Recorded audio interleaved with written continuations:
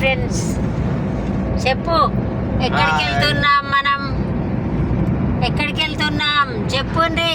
ఎత్తైన కొండపైకి. ఎక్కడికి వెళ్తున్నాం? ఎత్తైన కొండపైకి. లిటిల్ ఎక్కడికి వెళ్తున్నాం మనం? ఇవాళ మన లిటిల్ డల్ అయిపోయిండు పాపం. కార్ ఎక్కి వామిటింగ్ చేసుకున్నాడు. అంత డల్ అయిపోయి నీరసంగా చూస్తాడు. పాపం అనిపిస్తుంది వాడిని చూస్తే. బాయ్ చెప్పు కన్నయ్య, బాయ్ చెప్పు. ఇట్లమ్మ బాయ్ చెప్పు.